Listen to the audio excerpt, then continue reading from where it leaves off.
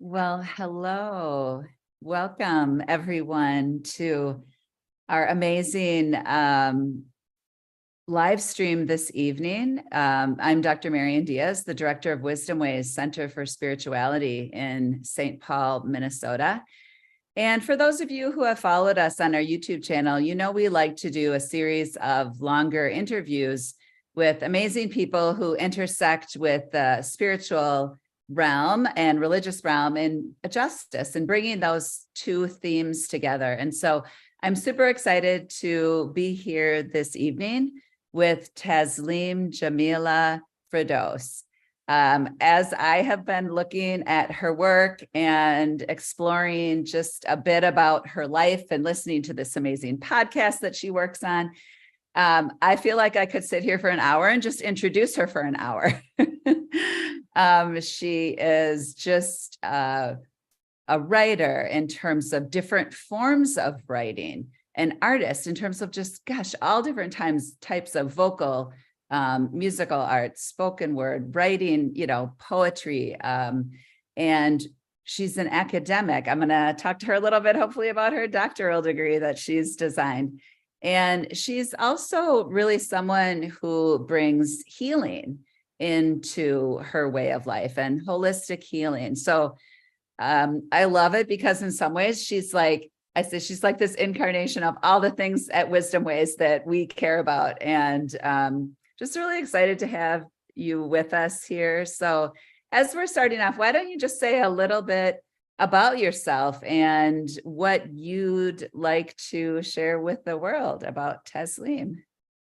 Yes, hi, thank you. And thank you so much for having me. It's an honor to be here. I am just delighted to always share and talk about just the work that I'm doing. So again, like you said, I'm a writer, I'm a poet and interdisciplinary artist, and interdisciplinary scholar as well. I'm completing a PhD, and the focus is spirituality, healing, and just religion from an aspect of feminine and social justice aspect as well. So, and I love to travel. I travel not only for work, but just to enjoy myself on spiritual journeys and trips. So I facilitate workshops and retreats around the world. I'm working on another one, probably not until 2024. And a playwright. So we can talk about a lot of different things. So I'm a mother, so a lot of different things. Yeah. I love just, just the complexity of all the different parts of your life that you've raised up and brought together. And just it's one of the things I say about our work at Wisdom Ways, or what we're trying to foster, is, this idea that with the situation the world is facing, we can't keep trying to respond in the same ways with the same old answers, right? We're not going to solve the world's problems with the same sort of mindsets and ways of being that created them. And so I look at people like you who are actually creating new ways of being. Like, you're more than a Renaissance woman. You're like, I don't know, a new age, I don't know, even like that phrase, but you're just creating yourself for now and for what is. Yeah. Yeah. And that's how I look at it. I look at like how my life has just evolved over time. It's not something I plan. I always say it's God's plan. It's a divine plan. And even me deciding to go back to school, I had no idea, if you'd asked me this some years ago, that I will be doing this. And like you said, designing my focus of study and my research. And again, it is really it's relevant for the times, because I didn't see what I wanted represented when I was, doing research, and I was just looking at what is here in America. My research is on Sufism, and specifically Black women in Sufism, and dealing with healing aspects of the practices of Sufism. And so I thought about just my personal life and practices over the years. And I said, wow, this is not really documented. A lot of people don't really know about the aspects of Sufism in the way how to live it just as an everyday person in a city. You don't have to go away to be, in the mountains for, years by yourself, some aesthetic. It's just something that you can incorporate and remember God in your everyday life, just living as a mother, as a student, as an artist, as, working everyday life. So that is something that, again, it's just seeing where I fit in and asking God, like, okay, how can I serve at this time in my life? Yeah. Yeah. Can you share with us a little bit about some of those practices of bringing God into your everyday experience? Yes. It starts off really with just in the morning. Every morning, it's so important how most people know it's important how you start your day, and it really does make a difference. So I usually get up about 4 a.m. and I like to spend that quiet time. So I am a mother, I'm a wife, so I like to spend that quiet time by myself. Usually no one else is up. So in the house, and I just really prayer. I do prayer and just meditation and just conversation with God. And it's that quiet time. I think in every faith tradition, if you read about every faith tradition, it's that quiet time where you're able to, the world is asleep, and you're able to just clearly communicate with God from your heart, because you're not in a rush to go anywhere right away. You have time to just pour out your heart for the day. What do you want? How can I serve today? Sometimes I'll journal. I usually read, a spiritual book, or either the Holy Quran or some and other spiritual books that I may have. Sometimes whatever comes to my heart, I might write. But I just really love to spend that personal time before the world is up and the sun is up for prayer and meditation. And then usually once my daughter is up, now she's old enough, I wake her up for prayer. I have morning prayer right before the sun comes up. So wake her up from prayer. As a family, we all pray together. And then it's time for her to go to school. So I drop her off at school. But even during those times in the morning, I might listen to something that's really motivational, spiritual podcast, or if we're learning a particular verse from the Holy Quran, like scriptures, we're now memorizing like the Holy Quran together. So we might say, okay, what verse are we going to memorize today? Let's do it together and let's talk about it. What's the meaning? So I usually try to have that energy going in the house while I'm up in the morning, and while I'm fixing her, her food. And even while I'm, on my way to driving her to school, I always try to keep my prayer beads with me and to keep that remembrance going. It's sort of like, some people might call it chanting or a mantra. So just to always keep that going, to have that good energy and have the angels like going with you. So their prayers we say, we walk out of the house and we're in the car. So it's just being conscious and aware of God at all moments in your life. And you just seeing those everyday miracles where maybe someone cut you off and it was an accident this way, and maybe if you had to just turn the wrong way. But I believe because when you're in a constant state of prayer, maybe that was a way of just saying, okay, I hear you, you're remembering me, I'm going to remember you, and I'm going to save you from that. So yeah, it's like, I love what you're just, I mean, it is really this sort of I'm a Christian believer and marginally Catholic, but it's sort of like, I love this idea for us. We would talk about praying always, right? Yeah. And it's like this attunement, right? I think there's some sort of attunement to God, to spirit, that can happen where it can change and like influence the way you walk through your day, what it looks like, how it feels, what happens to you, and how you respond to it,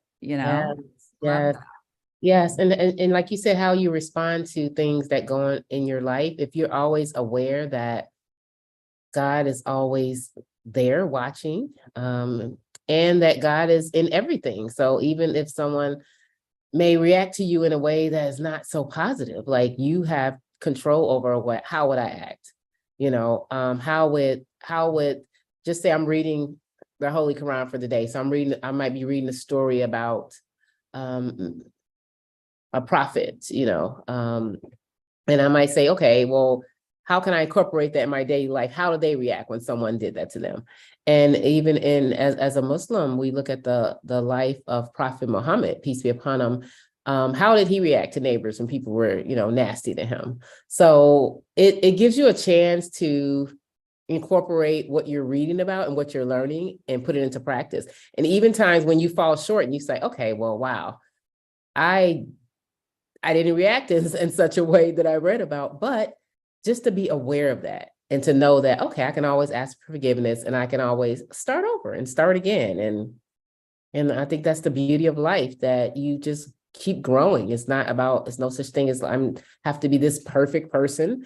It's just like, no, like, I'm going to continue to grow and live life in awareness that there's beauty everywhere and there's lessons to be learned everywhere, like throughout the day. Look for those lessons, look for God, and you're going to deal with stresses of life. I mean, it's so many, that's a natural thing, but I think me taking those moments of complete awareness where I say, okay, I'm going to get off the computer and I'm going to stop reading these thousands of articles and papers in this PhD program. And I'm just going to go sit, I'm going to sit and just look at the trees in my backyard and think about who created the trees and the beauty of that, and just give glory to God that I'm here and I'm breathing. So just simple things. Yeah. Mm-hmm. And, I guess one of the things that I've been thinking about in terms of, especially since, you're in a space of finishing Ramadan and now celebrating the end of the fast, like how does that mindfulness, whether it's related to the fast or just related to eating in general, impact your life? Because I think about eating as being an important thing, especially for someone who's like working in the holistic healing space, right? Bringing mindfulness there, too, I think is important. I don't know. Do you feel any impact there with your work? As far as you said the eating? In terms of like your eating or your experience of the fast, or like, does that influence your healing work at all? Or? Oh yeah, definitely. Because think about it. We just got done with Ramadan. So it's 30 days of not eating or drinking during the daylight hours. And that's even just a simple fast. But the real fast is of the tongue, How are you speaking? What are you looking at? Your senses. What are you listening to?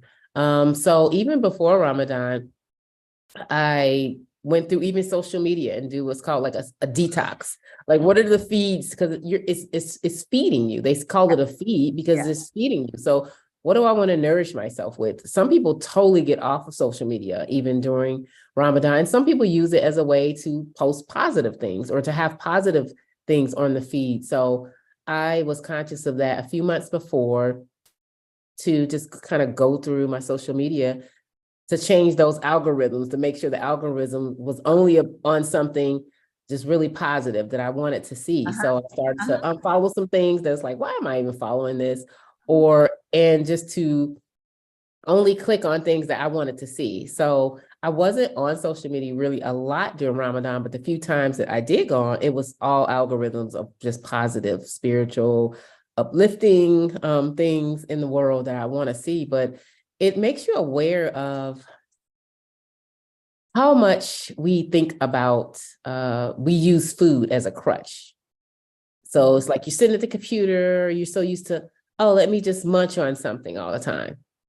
And so instead of doing that, it's like, okay, well, let me remember God. Let me take that break to read something beautiful, some beautiful words. Let me sit and think about when those hunger pains come at times, you sit and think about people who don't have food to even break a fast with, or what's going on in the world. It makes you more grateful to say, wow, well, when the sun goes down, at least I do have food. And some people don't. I mean, even in our own cities that we live in America, some people are hungry.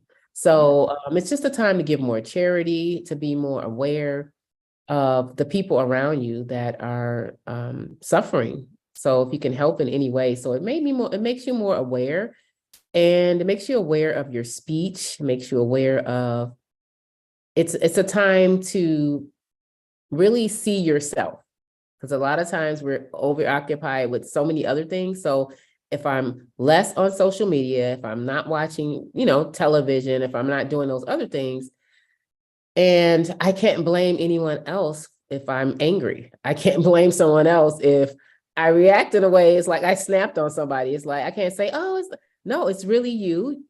And I look at it as a time to work on yourself, like kind of a reset, a restart. Like, okay, let me restart and really go into like what I need to work on. So hopefully within those 30 days, you can replace them with a beautiful character. So that's how I look at it. Like, and I just pray that I can keep some of the things that I gain during that month to carry me on, and if I make it to the next Ramadan. So yeah. Yeah. Yeah. I love it. And just in listening to you, I love that. Just, it seems to me like your whole life too, it is a reflection of beauty and on beauty, kind of, that seems like to be a huge, value or blessing and presence in your life, in all the different parts of your life, probably. Yes, yes, yes. I love, I'm an artist, so Yeah. I love beautiful things. I also start off like I'm a fashion designer as well, stylist. So, um, and I love flowers. I always love flowers in my home. So they say, well, God loves beauty. So God loves beautiful things. And especially as an artist, like painting words, I had some of the most beautiful, just journaling and poetry during Ramadan, just sitting with my thoughts and thinking about the beauty of life, and then just the beauty of God's forgiveness. Because it's not all about and just being merciful with myself at the times when I'm not so in a positive mood, because like you said, we're living in a real world of just so many just devastations, wars, stresses, racism, and things that are going on. They do affect you. You're human. And so how to deal with those things, like how do I deal with those things? So those are things I really prayed about more this time. How can my work serve? And even just to say prayers for others, send prayers. And how can I start, first of all, just with myself, my family, and then my community? So a lot of thinking. I know you said you did talk about social justice. So a lot of my work deals with that, and working with women. I've done, like recently, I did a workshop a few months ago with women who were in domestic violence situations, and with the organization where they're single moms. And so I had the sound healing with the crystal bowls, and we did some journaling and some chanting and just some releasing. And it was just a lot of women a lot of tears, because they's like, man, I never sit down and just even have a chance to think about what's on my heart. And I always do what's called, like, let's tune in to our hearts and kind of check in to what's going on. And it might not always be something, oh, so beautiful. It might just be like, I've been neglecting myself, or my heart is hurting and it's broken and I'm in need of healing. So so those are things that were on my heart this Ramadan. Just how can I serve more with what I'm doing? But first of all, checking in with myself. That's very important. It's just that intimate connection with God, and always checking in with how I'm doing, because if you're no good, how can you serve others? Exactly. That's something that I've learned more and more over the last 10 to 12 years of my life, and raising children, having a professional life, and being a mother, daughter, friend, sister. And I think some people, especially women, can be programmed in a way that they don't really get how much sense that makes. I know it took me a while, because as someone, I was so much programmed into sort of a sacrificial way, in a way that was sacrificial that actually was not, I was ignoring my own development. where Yes. we don't realize, like, actually, the more I'm developing myself and growing myself in my own relationship with God and my own relationship with myself and other, like, everyone else is going to get a better version of me Oh, yeah. coming out of this. Right. And so I really appreciate how it's like you have, this anchor in yourself and your God that then overflows, right? And all these different forms of creativity and service and ministry and love. Yeah. Yeah, and it's an ongoing thing. It's an ongoing reminder that, again, I have to do that. Like, let me put myself first, because it's so easy to just dive in and help everybody else. And you might not realize it until you get sick, or until you're just overwhelmed with stress and emotion. Like, oh, how did I get here? So it's a constant reminder. And I think it helps to put yourself around people with, that have the same goals and like spirit. So I'm always surrounded with people, just even online. It's not necessarily in person, but I'm in, a couple online groups where we remind each other those type of things. And I'm now, in the last few years, I've been really conscious of taking spiritual travels, to meet, to go for studying or for retreat with my spiritual teacher and others. I'm really conscious of doing that at least once a year. And so to me, that's so important, to get away even by myself, like without anyone else, without other family members, to go to consciously say, I'm going to just to get closer to God and to learn and to study, to get closer to God, or just to go and meditate and get away. So to me, that's made such a difference in my life that I pray I can continue to do that. Sometimes usually it's once a year, sometimes twice a year. I might go somewhere for some weeks. And just to be in a spiritual city somewhere where I'm just like drowning in the love of God, or just, spiritual, going to pray all day. And that is the focus. And I think we need those. We need to recharge like that more often. So, yeah. Yeah. And I love that too, because I feel like I'm sort of that sometimes I'll do things like that in a more like rural, like natural beauty sort of setting. But sometimes, it is in the city, which sometimes people might be surprised, but like there's so many just beautiful. Yeah. Then you're interacting with art or architecture or people, right, that you see, or different music, different, Or it could representation. just be in your bathroom, where you just take a sacred bath and light some candles and put on some meditative music and just melt away, like in some essential oils, and make it beautiful and a sacred ceremony for yourself in the bathroom. Have some tea before. So it can be, I'm learning to just take those simple moments and not always have to say, okay, I have to go somewhere. Because my thing is like, okay, if I can go somewhere once a year, that's fine. But what about the rest of the times? Right. Maybe once a week or a couple times, however you can get away. I think Yeah. I always tell people, even if you have a corner in your house, just to have something that you do on a regular basis, a daily basis and a weekly basis, and maybe a monthly basis. And it could be as simple as, I want some Moroccan mint tea. So Oh, no, man, that sounds so good. yeah. So, I'm interested to talk a little bit more about your writing, and, maybe that's a little bit about like I would imagine your writing is a spiritual practice for you, but then also I know you're coming out with a book of poems. I don't know, what are some of the themes maybe running through those poems in the book that's coming out? I don't know. Wow, yeah, I'm excited. So the name of my new book, the release date is June 10th of 2023, and I have an event. The first event will be in Chicago. So hopefully, other dates are in being planned right now. So it'll be in Chicago on June 10th. Actually, the information should be out in a day or so on my website. Okay. The event will be, you register for it, is free. So I'll be sharing my poetry there and just talking a little bit about the inspiration behind the poems. But the name of the book is called From Mississippi Clay to African skies in search of sacred presence.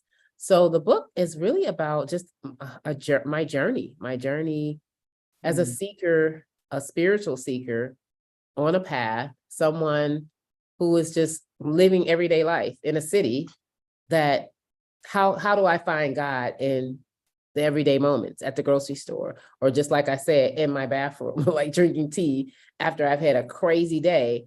How can I still be those people that you might call the sages and the mystics that you read about? How can you incorporate that in your everyday life? Having a spiritual teacher, I have a sheikh, and he's, from Senegal, and he lives in a very beautiful sacred city, but it's like, how can I bring that essence with me everywhere that I go and not have to physically always go there, which I strive to go there every year, but how can I incorporate that in everyday life, as a person living in everyday life? So that's really what the book is about. And it talks a lot, also poems about being of African descent, being stripped away from your ancestral roots and actually going back to Africa, and thinking about it from that perspective of some of my ancestors never actually got to go back to the land. And just thinking about like my parents who are elderly now, they'll never have a chance to travel like that because they're older and they can't travel. And my mom, is one of the poems I talk about, like how she said, wow, I live through you. Like, I feel like I'm there when you're there. Like when I show her the pictures, or I'll call her on FaceTime and like, look, like I went to Egypt last year. I'm like, look at the Nile River, she was like, wow, that's in the Bible. That's biblical. Like my mom's Christian. And so it's really just that journey, that seeker's journey, and the different experiences, embodied experiences that I've had over the last couple of years. So that's what the book is about. And I'm excited about it. Yeah, I'm really excited about it. So yeah, so hopefully I can maybe share something with you one day. Oh, I'd love that, to have an event or something. Yeah, in the fall, that would be great. Yeah. So is a lot of your writing occurring during that quiet time in the morning, at that prayer time, or is it varied? It's varied. I don't have like a set time where I say, okay, I'm only going to write at this time.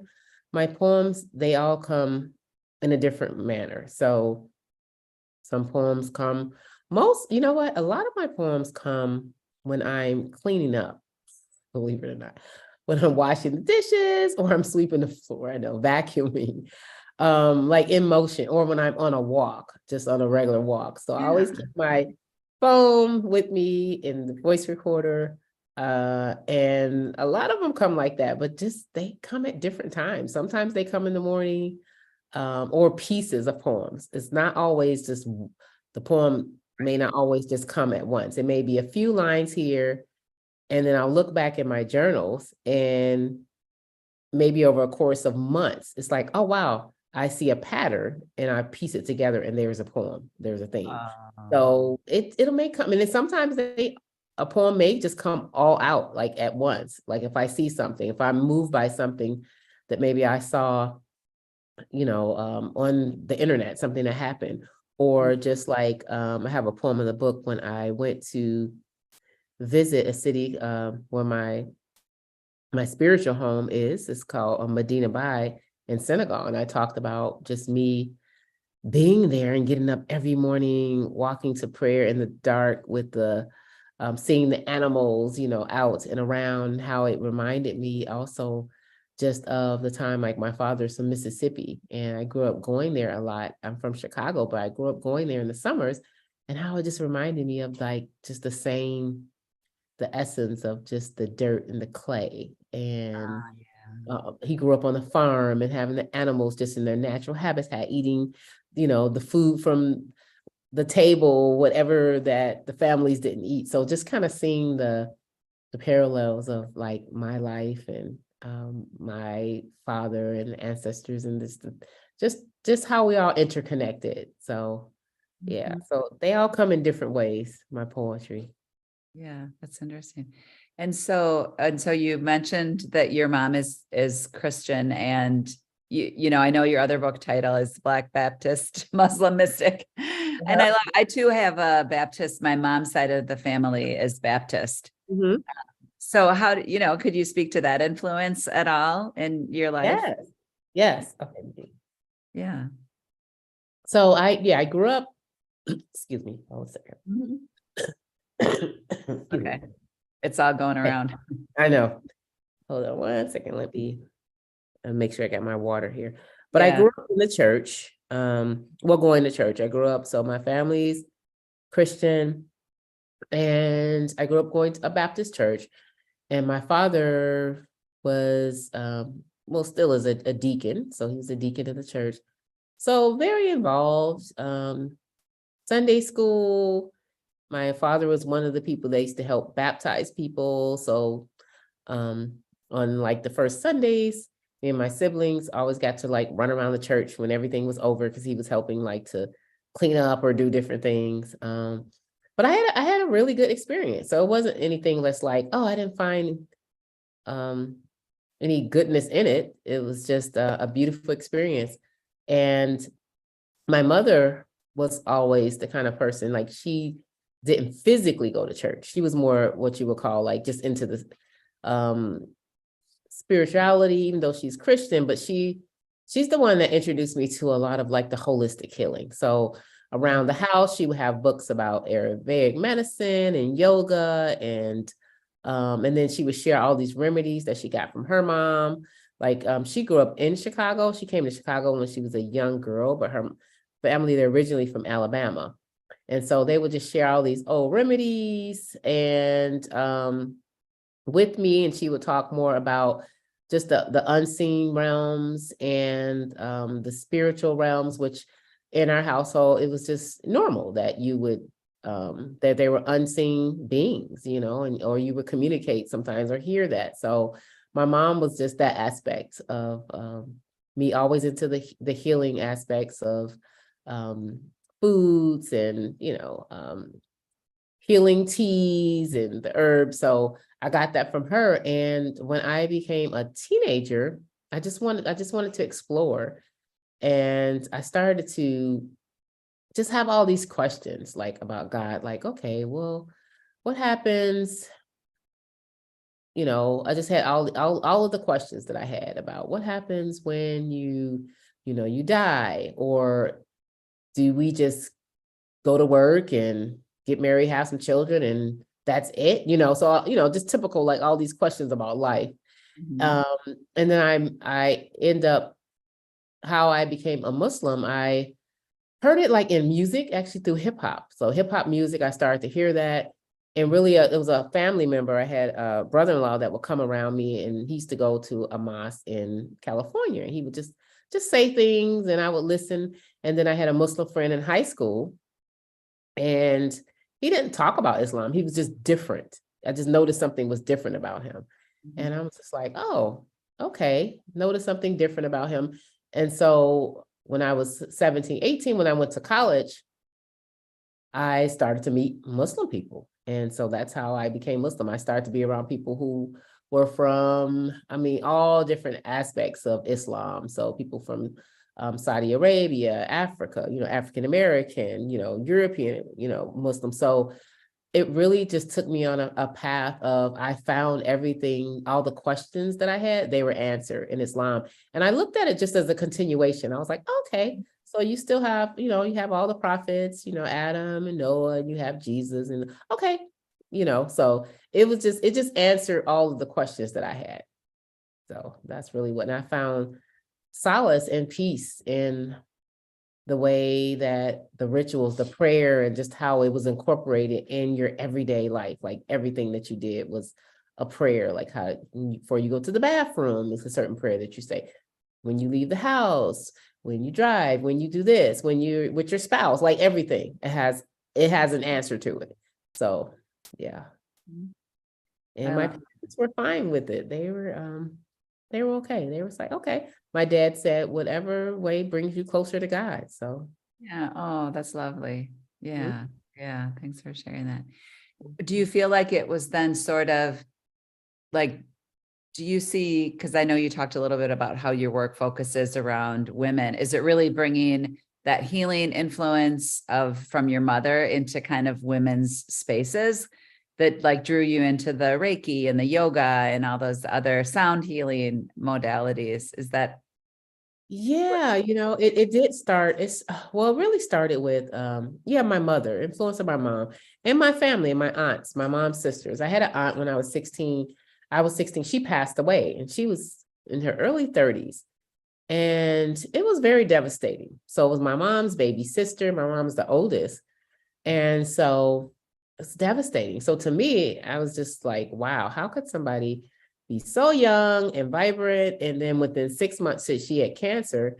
And within 6 months, she was gone. And so I really started to, that's when I really kind of went on, when you get away from your parents and you start going on your own personal journey, talking to God. So I just would ask God and have questions like, okay, what happened in her life? Like, how did that happen? And I just saw a lot of,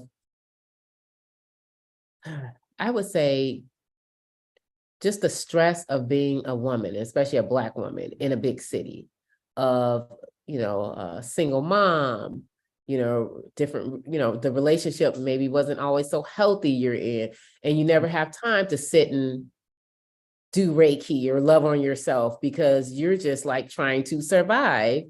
And so, which causes the disease and then, the illness, and you're not getting proper health care. And just, I started to see all of that. And I really prayed to God. I was like, wow, how can this, first of all, not it devastated me. I was like, how could this not happen to me? And so I started on that journey. And then eventually I was like, how can I, and if I can help other people, I want to help other people. And so that was when I was 16. And then when I was 19, I was Muslim already. I had another aunt that had cancer and she passed away as well. And so, and then another aunt like years later. So it was just like a continuation. But then I just saw a cycle of the same thing of no time like me. I look at it as just, I'm grateful to God that I do have a chance to say, oh, wow, I can go travel and do this. I can go play with my crystal sound bowls after I get off here. And like, they didn't have that access to they didn't even know about anything like that. It was just like, I'm raising the kids, I gotta, if I'm married or what, she was married, I'll have to deal with the situations, whatever's going on with that. But no real time to find out, who am I? Let me love myself. Let me go do a self massage. Let me go and aromatherapy. Like, they didn't know anything really about that. It was just all about that generation of, if you deal with trauma, you just suck it up and you kept it going. And it was all about, I just have to do better for my children, for the next generation. And so I said, I don't want that. I was like, I don't want that. I want a life of, I know life is already stressful, but I was like, I want a life where I'm able to live from an authentic, spiritual, holistic perspective where I have God, I'm eating good food, I'm exercising, I'm just taking care, and I'm aware. And so it started there. And I remember my grandmother at the time, she was still living, and it was so interesting because I have a poem about it in my book. Like, we always, like my grandmother, we always talked to each other spiritually. I always say through telepathy, even when she was alive, like physically alive. And she would come in my dreams and she would tell me who was sick in the family. This person needs this, and you're a healer. And I was like, okay. So it started off simple, like we have a lot of women in my family, like aunts, cousins. And so I started doing a call, like I would do a family call of all the women, and I would talk about holistic healing and prayer, and it would just be very universal because I was the only Muslim in my family, but I would talk from a universal, like talk to God and this. And then I would invite this is before a podcast, I would invite my friends to come on who were into healing to talk to them. And one of my friends said, you need to do a radio show. This is good what you're doing for other people. So early on, I had a podcast called Elevate and Heal. But so it really just started on that journey of like seeing the devastation around me. And that's why I continue the work now. I look at it even in my research of what can bring us solace in this craziness with racism and anti this and that. What can bring peace, even in a big city like a Chicago, how could someone still find that peace and that joy? So I talk about those chanting and the meditative practices that the women that I'm interviewing, like how do they find it? Sometimes they say, I just take my prayer rug on the side of my desk and I put a sign on my door and say, do not disturb, just for 5 minutes. Or I take my beads and just hold on to them for 5 minutes. And so to me, that's so important because everybody may not have a chance to go away somewhere on a retreat, but you can retreat within yourself at any time. And so it's so much tied to my mother, my aunts, and I dedicate, all my work to them. And I say, may I, live and do the things that they could never do. They were too afraid to do, or they didn't even know to do. And some were in bad relationships, domestic violence. So you didn't have a chance to love yourself because you're so busy trying to please someone else, that you didn't have a chance to see the value of who God created you to be, this beautiful human being. So my work, that drives my work. On the days when I'm so like, why am I doing this? I think about my mother. My mother's 84. I think about my 84-year-old mother. I think about my aunts who didn't even make it to 50, 40 years old. And I think about all the other women, maybe if they read my work, how I can impact them, just women in the world, and how it's universal beyond just, race, just women. We give so much that we have to take care of ourselves and in turn, take care of each other. Yeah.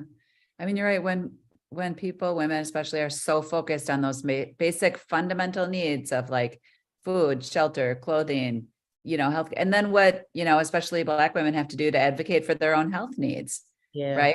All of working against all of those biases in the healthcare systems themselves, when they do, even try to get quality healthcare, it's a huge challenge too, on top of it. So you have to even, be even more of an advocate for yourself in terms of the way the structures are right now.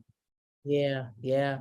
I have to even to think about, people don't realize, like, sometimes this, even the stress of being a Black woman in America, at times you have to just think about, like, okay, I'm sick. Should I go to the doctor if I don't have a doctor that I trust? Right. Are they going to send me home? I mean, am I going to have to deal with some racism that's going to raise my blood pressure even more? I mean, those are things that you just have to think about on an everyday basis. And so if I could just create those sacred circles that women can take those tools in my workshops, I say, if you can take these tools and you can carry them with you no matter where you are, and it'll raise your vibration. And it really does make a difference when you're doing your chanting, or if people have their mantras, it'll start to permeate from the inside out, as to where, how you'll notice the difference, how people will treat you, because you have God, the angels and God is so present with you, where you'll notice, like, wow, I don't have some of the same things that I used to, because you're carrying the weight of the beautiful angels are just surrounding you, and they're walking with you throughout your day, where God will just, you're the little sheep, little lamb, and he'll just like part the way for you. So that's, that really drives the work and how I strive to live my life.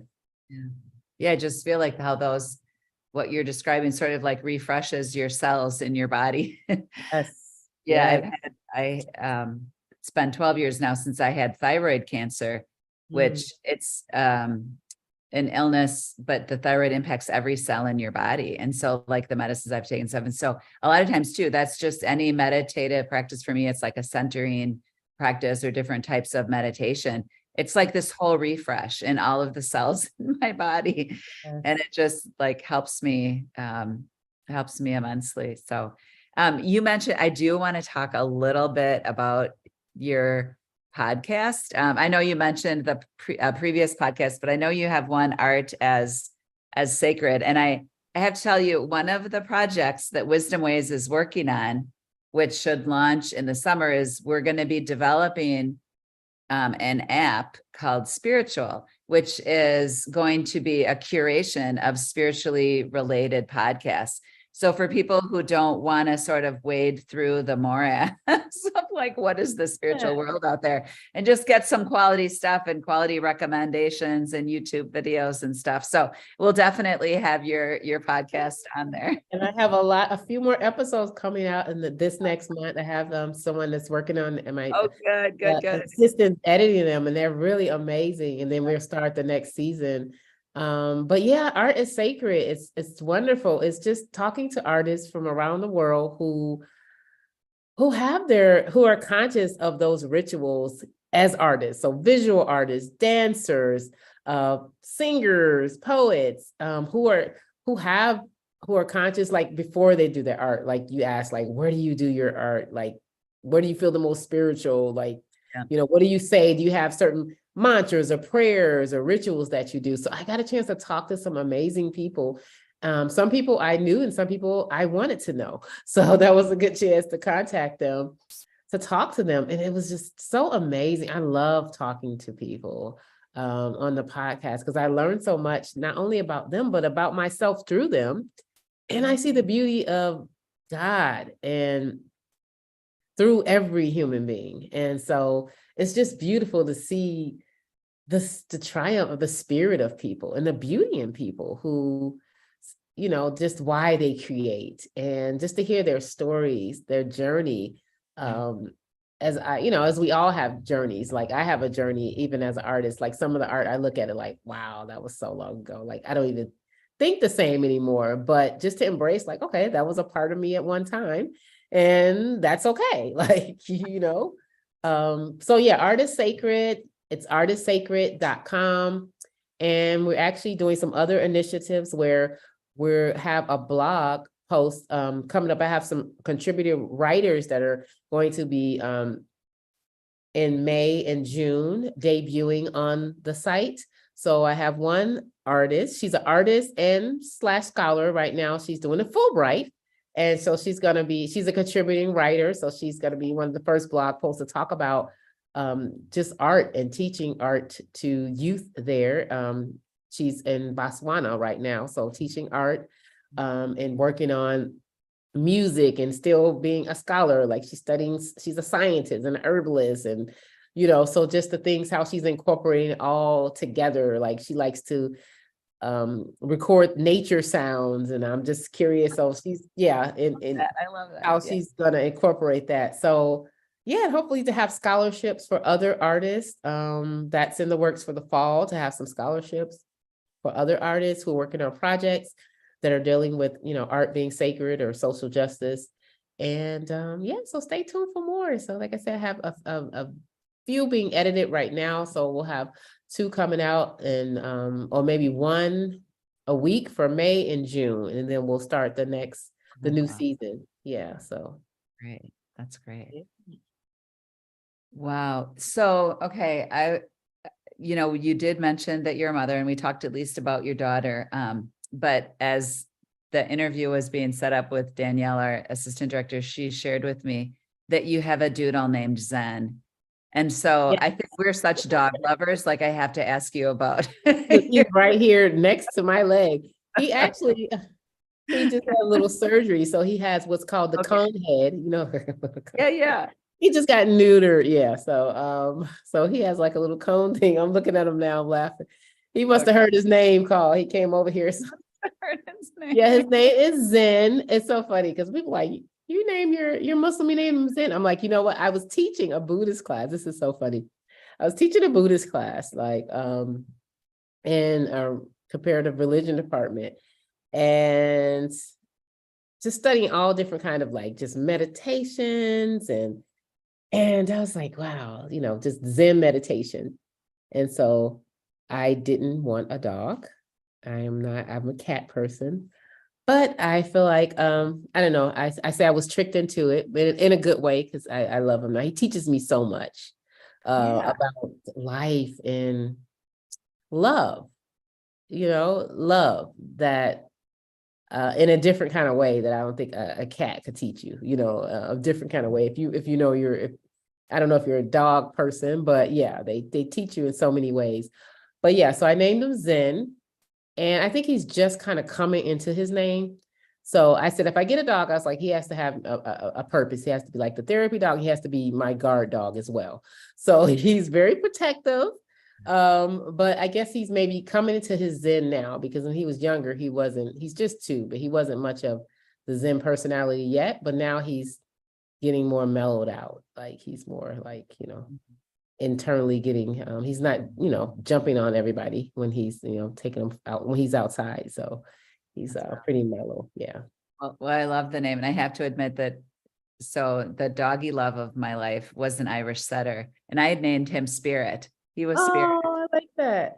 Yeah, Oh, he was 15 okay. years. Yeah. And my daughter has a cat, so we don't, but I'm generally a dog person if, but Well, yeah, now I am. I grew up with a cat. So I was okay. used to cats. I grew up with cats, hamsters, had a bird. What else did we have? Fish. Fish. But my favorite was my little cat. But Uh, yeah, so that's the new addition is Zen. So he teaches me a lot. Like I go for, walks a lot with him. So he teaches me a lot. He's usually out, but like I said, his surgery. So he has to relax for another week. He's supposed to keep him calm.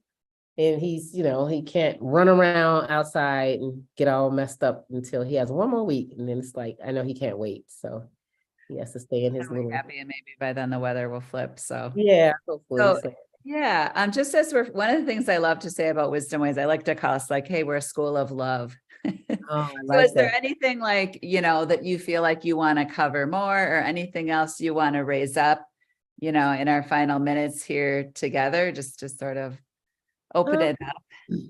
Yeah, maybe I'll share a very short poem. Oh, that would be A awesome. new upcoming book.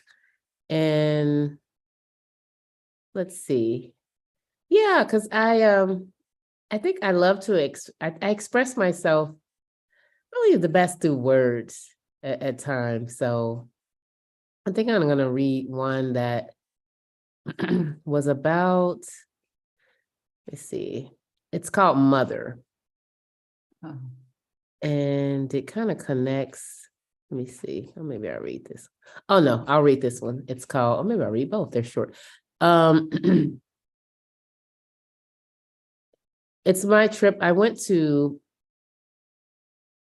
Morocco a few years ago. I hosted a women's retreat there, and very beautiful land, and just the people, and just thinking about, like, I don't know specifically, like what country, my ancestors came from, never had any like DNA tests. I kind of have a feeling about it, and just, through my own innate, this spiritual insight. So let me read this. Okay, I'm looking for it now. Okay, it's called Home Again. Diaspora woman steps on Moroccan shores. In Chicago, they always said we were Moors. Across oceans, they breathe just like we do. Air is fresher. Couscous and mangoes are sweeter. Worlds away from Southside. They said I looked like I could be from here. I am from here. North African desert sand, sun-kissed courage, bright, bold, and sometimes bitter from harsh work. Soul shattering with silence, blooming blessed vicar makes it enlivened. Sand dunes hot with awakening. Mothers marching with blazing eyes, hearts beating. I see me in the women's eyes who smile. She has henna rose oil, which elevates senses. She sells me Rasul clay, smooth on hands like grandmother's love. Borders don't bind us. I was placed there, prisoner of war. My body borderless, Baraka bless, universe is mine. Earth spread my people.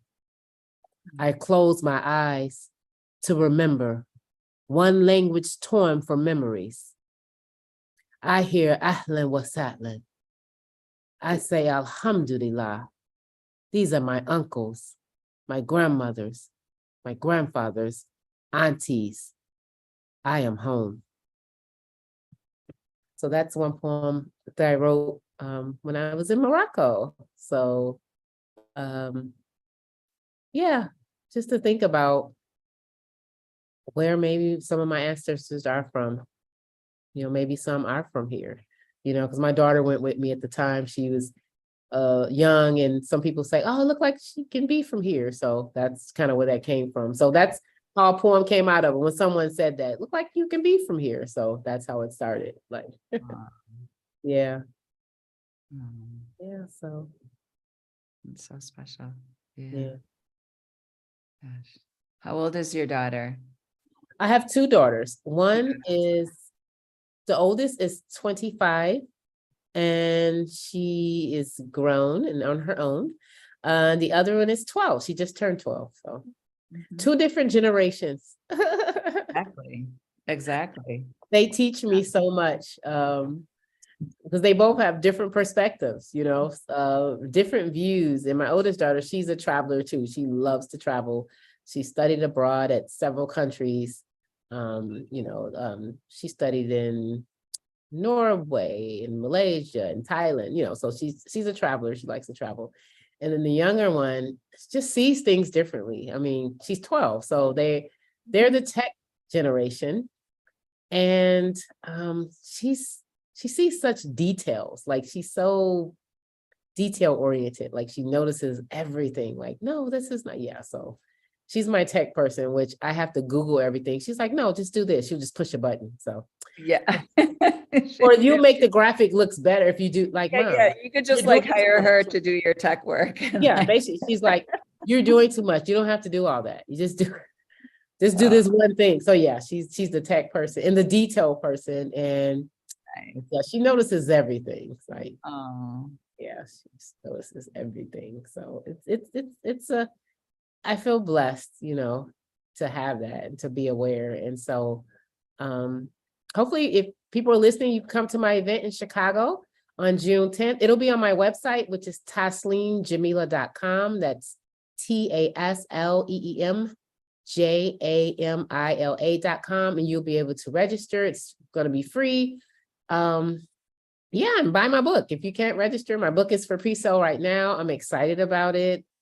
Yeah, I'm really excited about it. I have a lot of cool things coming around. So if you want to bring me to your city, I'm open to a book tour. So far, I just have I'm waiting on a couple of announcements from a few cities. You can bring me to your city, to your country, wherever you are. And we can personalize your experience. So it can be a workshop. It can be, I can bring my sound bowls. We can do some, you know, Reiki energy healing along with the poetry, because I have different types of poem in the book. In the first part of the books, it's haikus, and it's dealing with that grappling as a woman, grappling with loving yourself and seeing God in yourself. So it's kind of like you see the evolution, like, of someone grappling with, like, okay, I need to love myself through every stage of life, and then going, you know, just on those different paths. So and one of the events that I'm talking to someone now about, we're talking about doing just a workshop. So sharing my poetry, but doing a spiritual workshop about how can I do poetry, spiritual poetry from the soul, poetry from the heart. So we can definitely personalize it and make it really special for you. That's great. That's great. Wow, what a joy it's been. We will definitely put all the links in the description for everyone to have easy access to all of your information. And I can't say, you know, you just, for me, like, there's this great Howard Thurman quote of, you know, don't ask what the world needs, but ask what makes you come alive and follow it. And like, you're just, because the world needs more people who have come alive. And that's what I love to see, these people who have come, you know, who are working towards coming fully into life and still doing that with self-compassion for themselves and humility, but yet a recognition of all the blessings that are there, and that sense of one's own beauty and giftedness from God. And And we Wow, all have what a access blessing. to it. We all have access to it. Some people just don't realize it, but we all have access to that same intimate connection with God. You know, it can just be right here, me sitting at my table, or just a matter of closing my eyes. If you're I think about taking the train in Chicago. I used to take the train downtown. It could just be that quick little moment of just, let me connect with God. Let me tune in. Every moment can be a sacred moment to come alive and ask God, why am I here at this time and this moment? And what can I do? Yeah. I love it.